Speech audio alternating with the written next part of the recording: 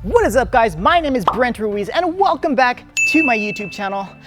The Nissan GTR, as popular a car as it has ever been, I myself have never really become a fan of this car, which is really strange because I come from the generation where this car really expanded in popularity. All the Fast and Furious movies I've watched, the Gran Turismo games. I was a huge fan of Gran Turismo. I played countless hours of that game, and especially Gran Turismo 2. I remember buying the R35 Skyline in that beautiful Bayside blue color, modding it out, making it super fast. Yeah, it was a good time. But even then, I have never really had the itch to learn more about the whole GTR culture, about the car. Basically, it has never been a poster car for me. But thanks to my friends Chris and his dad Chris, they've lent me this 2017 Nissan GTR Premium in this beautiful blaze metallic color, the launch color for this car. And over the next couple of days, I'm going to be driving this car, and by the end of this video, I really want to find out if I'm going to be changing my mind, my whole mind about the whole GTR thing, the whole GTR craze. And well, the only real way to find that out is by driving it and driving it properly. So I'm about to do that.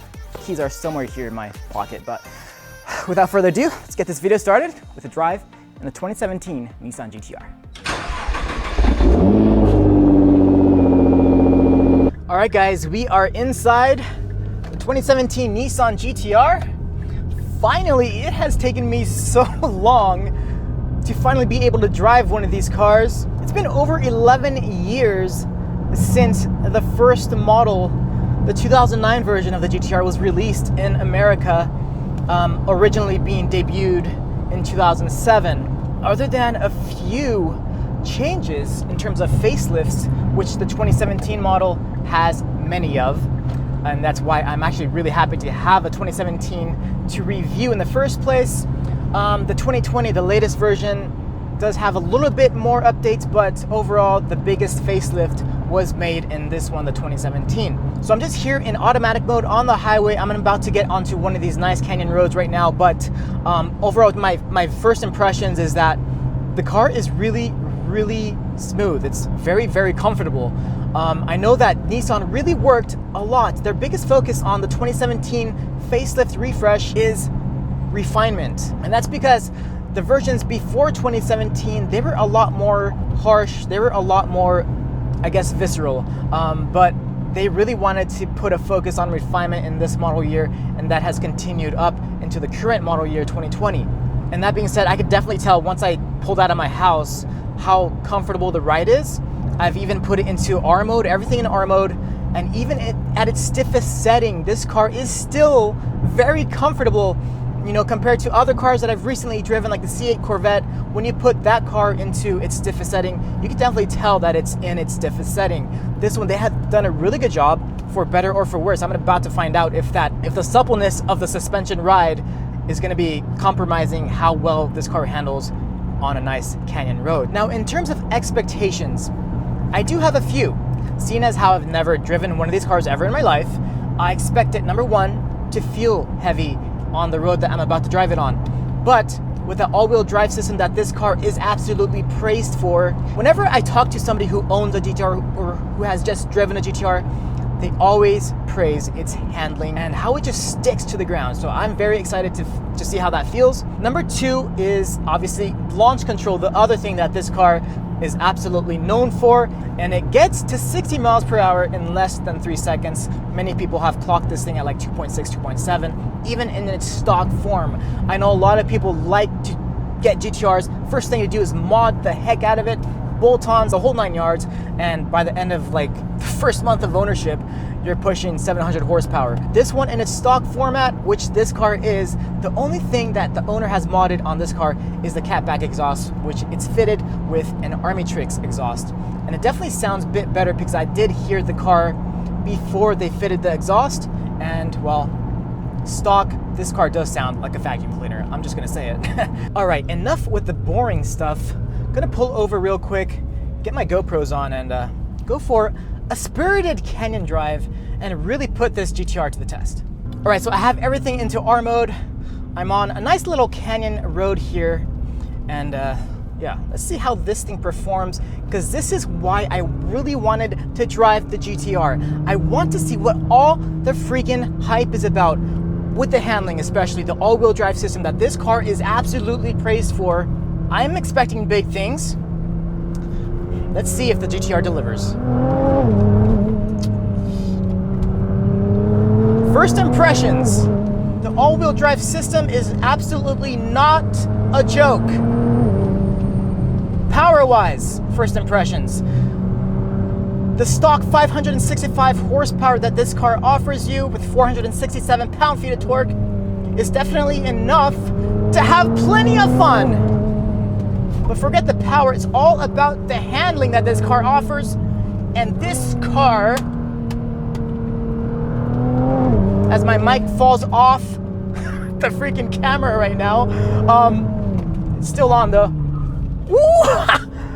Oh my God, I think, okay, so I'm already hearing the tires squeal. That's how much confidence I have in this car right now. Okay, I'm gonna pull off because my camera mic thing fell off of the camera. So I'm gonna put that back on because I don't want you guys to miss the sound from this drive. Alrighty, here we go. All right. So I'm just gonna try to turn around. The backup camera is outdated, but it works.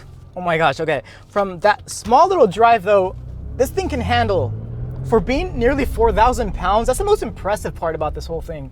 Like,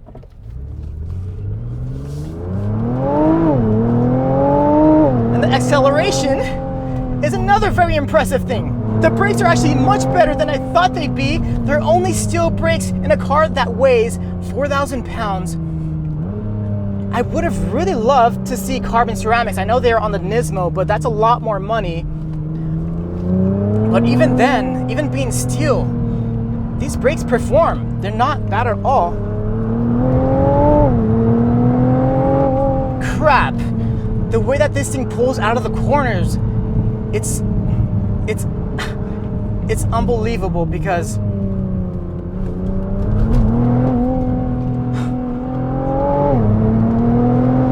sorry, I'm just trying to catch my breath here. This is actually really impressive.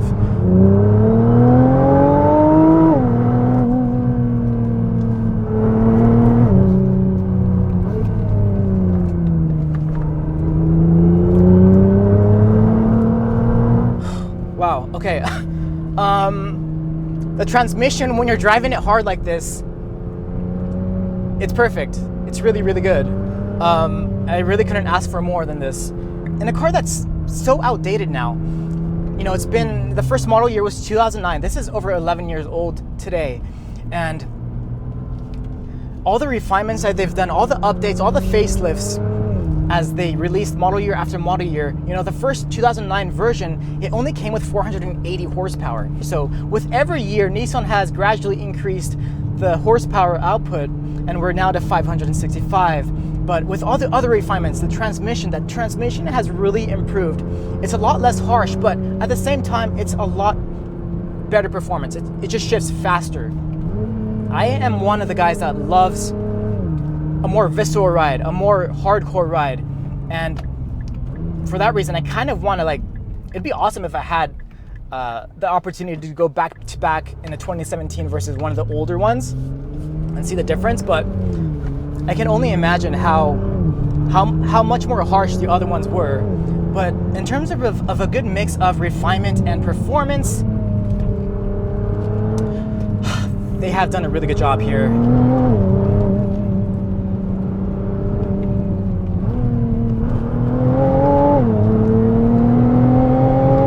Guys, you can just slam on the throttle out of these turns and it just sticks to the ground. Okay, I understand what all the fuss is about. At least when it comes to the handling of this car, the all-wheel drive system is absolutely incredible. Now, a lot of people will say that it is too easy to drive. Is that even like a thing anymore? Like, all the cars that are coming out now, all the supercars, all the modern day supercars, they just keep on refining more and more. They keep getting more like sterile, more computerized. You guys remember how everyone used to say that this car was so easy to drive because it was like a video game? Yeah, maybe back in 2009 when it was released. But now that like all the other supercar manufacturers have caught up to this thing, back in the day, this car was not considered a supercar, it was considered a supercar killer. So I can definitely see how people really praise this thing for its value, especially back then, because the 2009 version, it MSRP'd at only $70,000. So that's another thing I guess I can talk about is how much more expensive these cars have gotten after each model year has been released. But whoo, this handling is insane. Oh my God. Oh my God. This is a lot of fun, guys.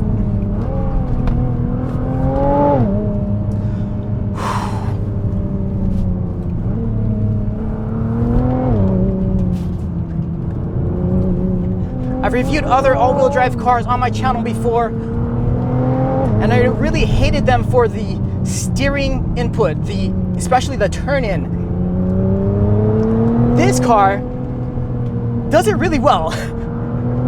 I have to say this car really has a nice steering feel. Yeah, it's a little bit electronic, but I really care about the turn-in feel. That's what I always say in a review. It has to have a good turn-in or else it just ruins the whole experience for me. And this car being so heavy even, I'm having a lot of fun driving this car right now. And at the same time, I'm thinking like, holy moly, this car is 4,000 pounds nearly. You can have two other passengers, short passengers. I've actually fit back there fine in the back seats. You can have a very comfortable ride even at its stiffest setting. That's very impressive. And honestly, with the sound experience of this whole thing, just put a catback exhaust on it at least and you can get some more sound out of it. But you will have to keep your windows up because I tried putting the windows down to get more sound out of this car and the wind noise just totally overcame any exhaust noise. So yeah.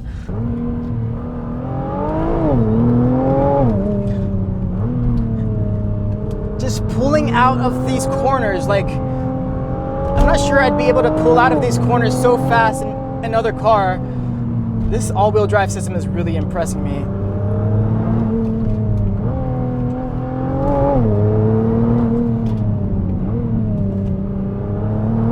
During this drive, I have had some squeal coming out from the tires.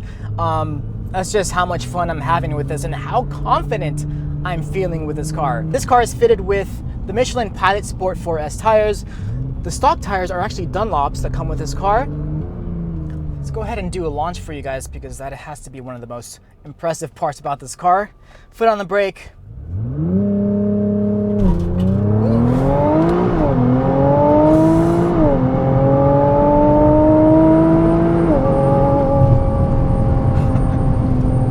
All right. It's pretty fast. I can totally understand why people get this car and the first thing they do is mod it out because I can definitely see more power making this car like 10 times more fun. 565 is nothing to joke at, but if this car had more power than it already does, first of all, it'd be a lot more scary on roads like I just took it on, but in terms of the straight line performance, well, that would definitely be pretty fun.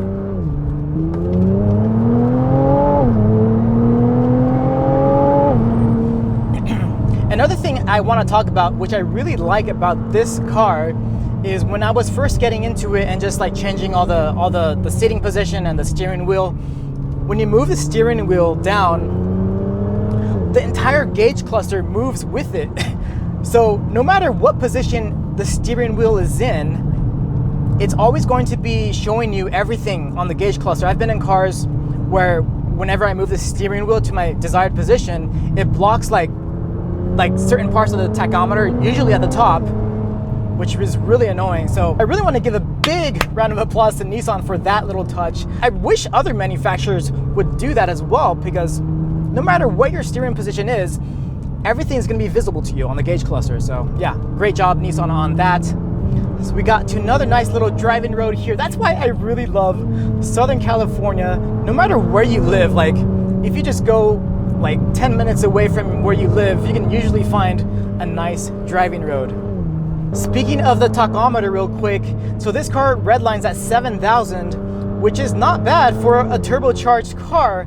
Comparing it to the C8 Corvette, which only redlines at 6,500, this is a breath of fresh air.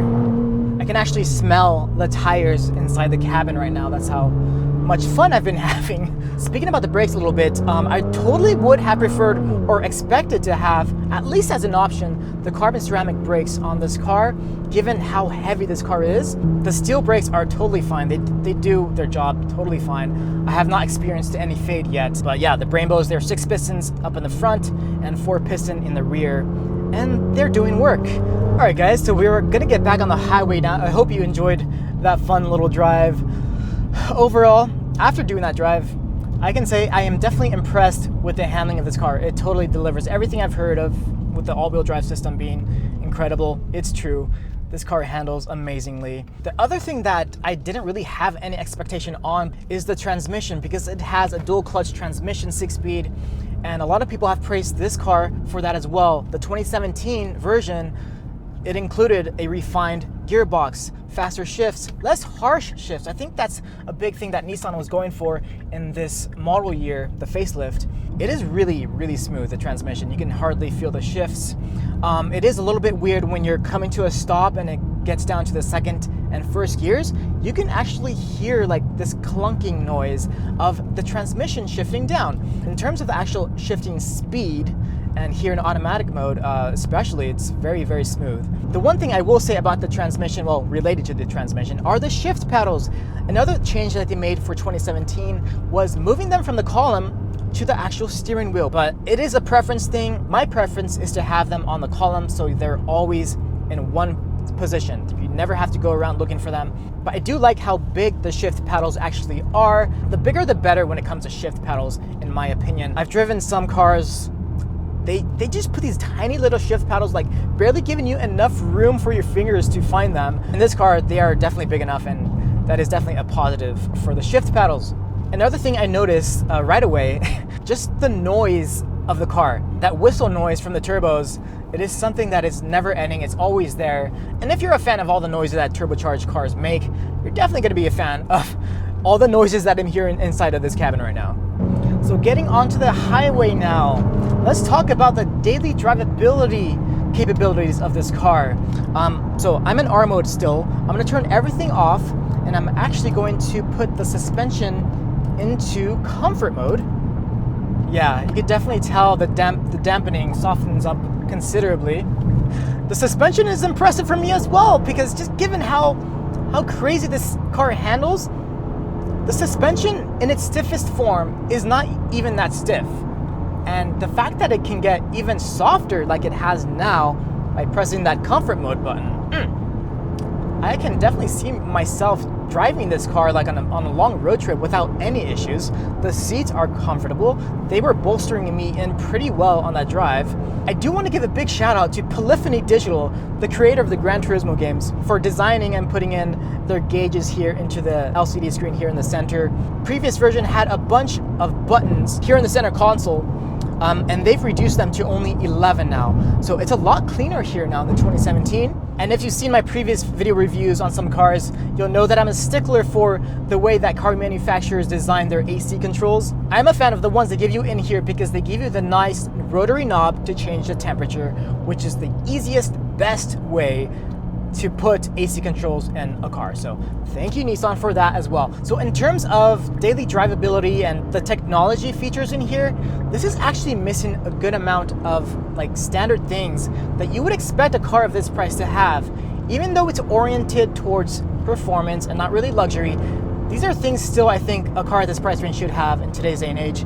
Things like adaptive cruise control, number one, nothing here. It has standard cruise control, obviously, but not adaptive. It also doesn't have blind spot monitoring, which is a very, very, very standard feature in today's cars. You still get the old school hand parking brake here in the center console, which is another thing that's pretty outdated today. The gauge cluster here in the center is very outdated looking, all the digital numbers and the fonts. In terms of your LCD screen here in the center console area, you do have a good amount of customizable, fully customizable screens and a ton of data, which I love this car for. You can display pretty much whatever you want to see here in the center screen, and it's all controlled by this scroll rotary dial here in the center console as well. There's 5 customizable screens in addition to a 6th screen, which gives you a stopwatch for all your track days. And again, what they've done here with the revision to the center console, a lot more cleaned up, implementing this rotary dial and a lot less buttons. Perfectly done, Nissan. The carbon fiber, matte finish carbon fiber, looks sick right here. And that's actually another thing I really want to talk about too. Options wise, there's really not much to get in terms of options. And that's one reason why I think their MSRP sticker price is so high, because it already has everything built into it. I think pretty much the only major option that you can get in this car is a $4,300 premium interior option, which gives you just pretty much leather everywhere inside the interior, which this car does have. And it definitely improves the quality. So any future GTR owners out there, I do recommend that you guys do tick the box for that $4,300 premium interior option, because your interior is going to look a lot better. And overall, the fit and finish in here, it's very, very good actually. I have seen images of previous model years of this car, and what they did to improve the interior was definitely needed.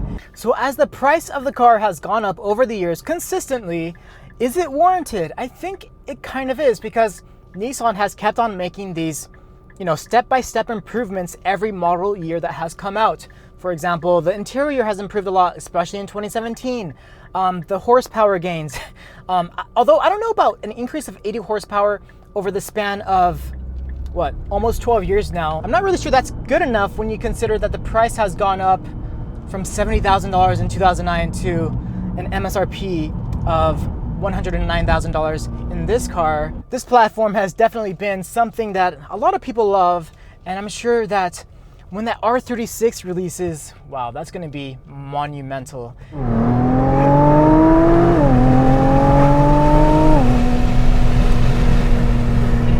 All right, guys, so in conclusion, as we wrap up this video, I really want to give, first and foremost, a big shout out to my friends Chris and Chris's dad, Chris, for letting me borrow this car. The past couple of days have been a ton of fun. And for me, while I'm not going to say that I'm going to go out and buy a GTR right now, I could definitely understand what all the fuss is about. The R35 platform, what Nissan has been able to do here with this package, for me, the number one thing that's really going to stand out over this past couple of days that I've had this car is how fun this car is to drive in a canyon road and pretty much just drive aggressively anytime.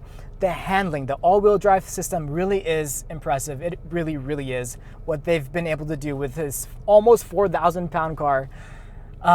It's actually incredible. So R35, you did impress me. I'm not gonna say that I'm gonna be like a GTR fanboy from here on out, but I'm gonna take away from me a great experience with this car, and I cannot wait to see what Nissan does with the R36. So please, guys, if you enjoyed watching this video, please give this video a big fat like. It's gonna help YouTube show it to more people. And I'm almost to the 1,000 subscriber threshold, so if you're not subscribed already, please do me a favor and hit that beautiful subscribe button. Until next time, I will see you guys very soon. Deuces!